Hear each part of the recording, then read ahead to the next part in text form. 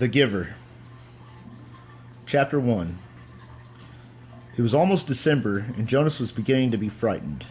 No, wrong word, Jonas thought. Frightened meant that deep, sickening feeling of something terrible about to happen. Frightened was the way he had felt a year ago when an unidentified aircraft had overflown the community twice. He had seen it both times. Squinting toward the sky, he had seen the sleek jet, almost a blur at its high speed, go past, and a second later heard the blast of the sound that followed. Then one more time, a moment later, from the opposite direction, the same plane. At first he had only been fascinated.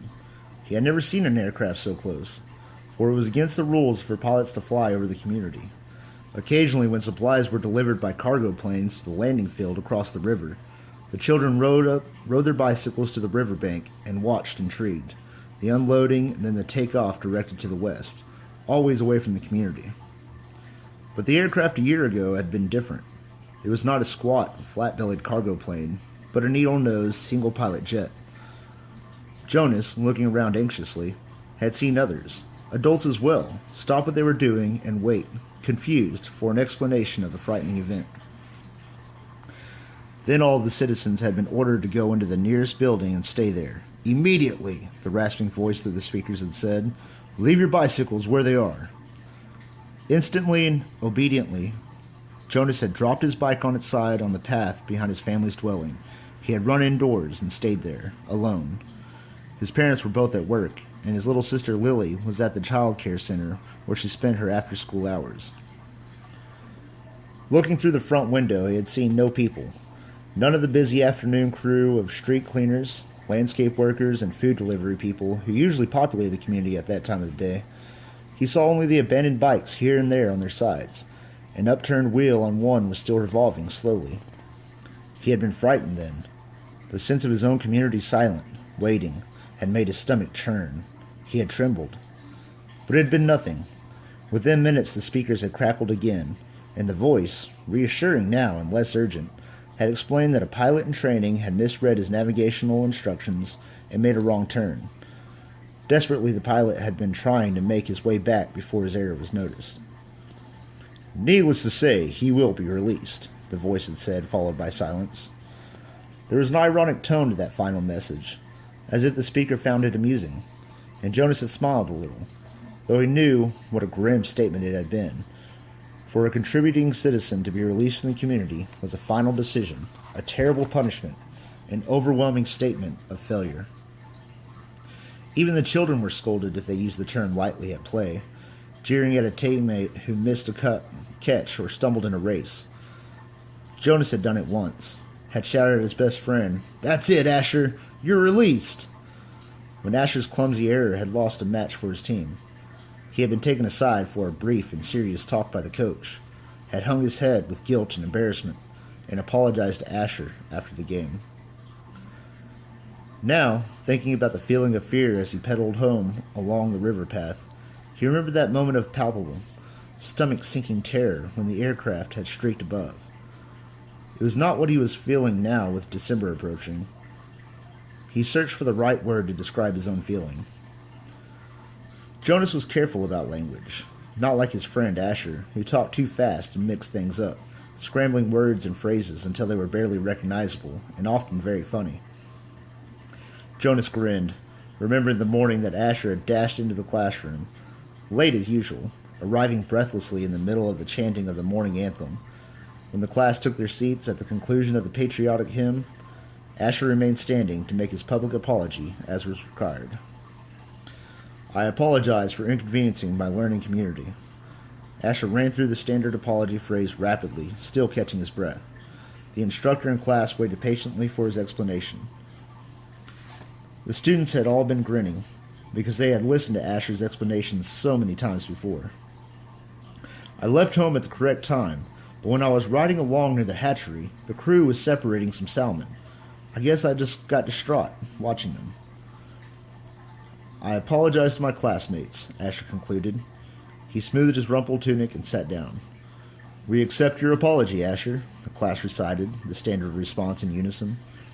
Many of the students were biting their lips to keep from laughing. "I accept your apology, Asher," the instructor said. He was smiling.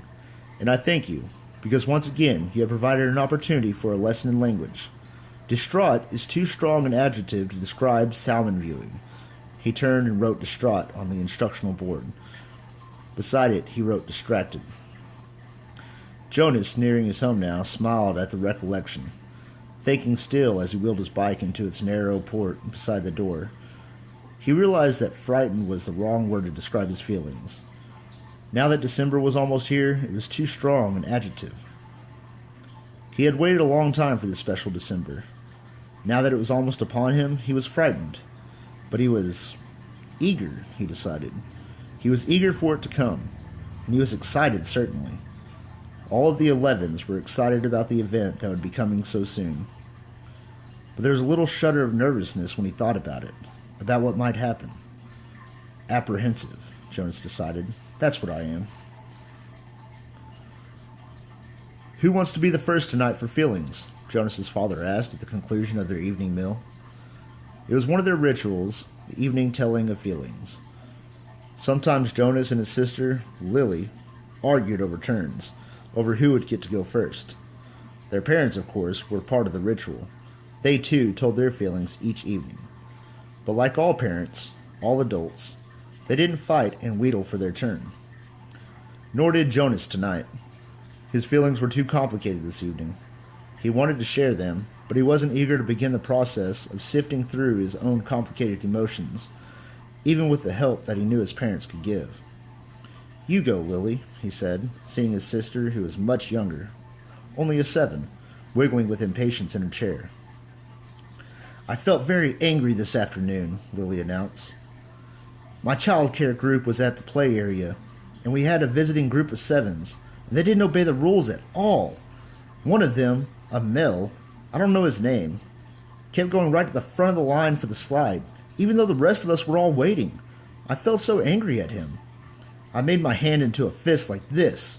She held up a clenched fist, and the rest of the family smiled at her small, defiant gesture. Why do you think the visitor didn't obey the rules? Mother asked. Lily considered and shook her head. I don't know. They acted like animals, Jonas suggested. He laughed. That's right, Lily said, laughing too. Like animals. Neither child knew what the word meant exactly, but it was often used to describe someone uneducated or clumsy, someone who didn't fit in. Where were the visitors from? Father asked. Lily frowned, trying to remember. Our leader told us when he made the welcome speech, but I can't remember. I guess I wasn't paying attention. It was from another community. They had to leave very early, and they had their midday meal on the bus. Mother nodded. Do you think it's possible that the rules may be different, and so they simply didn't know what your play area rules were? Lily shrugged and nodded. I suppose. You've visited other communities, haven't you? Jonas asked. My group has, often. Lily nodded again. When we were 6s, we went and shared a whole school day with a group of 6s in their community. How did you feel when you went there? Lily frowned. I felt strange, because their methods were different. They were learning usages that my group hadn't learned yet, so we felt stupid. Father was listening with interest. I'm thinking, Lily, he said, about the boy who didn't obey the rules today. Do you think it's possible that he felt strange and stupid, being in a new place with rules that he didn't know about? Lily pondered that. Yes, she said finally. I feel a little sorry for him, Jonas said, even though I don't even know him. I feel sorry for anyone who is in a place where he feels strange and stupid. How do you feel now, Lily? Father asked. Still angry? I guess not, Lily decided. I guess I feel a little sorry for him, and sorry I made a fist. She grinned. Jonas smiled back at his sister. Lily's feelings were always straightforward, fairly simple, usually easy to resolve. He guessed that his own had been too, when he was a 7. He listened politely, though not very attentively, while his father took his turn, describing a feeling of worry that he'd had that day at work, a concern about one of the new children who wasn't doing well. Jonas's father's title was nurturer. He and the other nurturers were responsible for all the physical and emotional needs of every new child during its early life. It was a very important job, Jonas knew, but it wasn't one that interested him much. What gender is it? Lily asked. Male, Father said. He's a sweet little male with a lovely disposition. But he isn't growing as fast as he should, and he doesn't sleep soundly. We have him in the extra care section for supplementary nurturing, but the committee's beginning to talk about releasing him. Oh, no, Mother murmured sympathetically. I know how sad that must make you feel. Jonas and Lily both nodded sympathetically as well. Release of new children was always sad, because they hadn't had a chance to enjoy life with the community, and they hadn't done anything wrong. There were only 2 occasions of release which were not punishment. Release of the elderly, which was a time of celebration for a life well and fully lived, and release of a new child, which always brought a sense of what could we have done. This was especially troubling for the nurturers, like Father, who felt they had failed somehow, but it happened very rarely. Well, Father said, I'm going to keep trying. I may ask the committee for permission to bring him here at night if you don't mind. You know what the night crew nurturers are like. I think this little guy needs something extra. Of course, Mother said, and Jonas and Lily nodded. They had heard Father complain about the night crew before. It was a lesser job, night crew nurturing, assigned to those who lacked the interest or skills or insight for the more vital jobs of the daytime hours. Most of the people on the night crew had not even been given spouses because they lacked, somehow, the essential capacity to connect to others, which was required for the creation of a family unit. Maybe we could even keep him, Lily suggested sweetly, trying to look innocent. The look was fake, Jonas knew. They all knew. Lily, Mother reminded her, smiling, you know the rules. 2 children, 1 male, 1 female, to each family unit. It was written very clearly in the rules. Lily giggled. Well, she said, I thought maybe just this once. Next, Mother, who held a prominent position at the Department of Justice, talked about her feelings. Today a repeat offender had been brought before her. Someone who had broken the rules before. Someone who she hoped had been adequately and fairly punished, and who had been restored to his place, to his job, his home, his family unit. To see him brought before her a second time caused her overwhelming feelings of frustration and anger, and even guilt that she hadn't made a difference in his life. I feel frightened, too, for him, she confessed.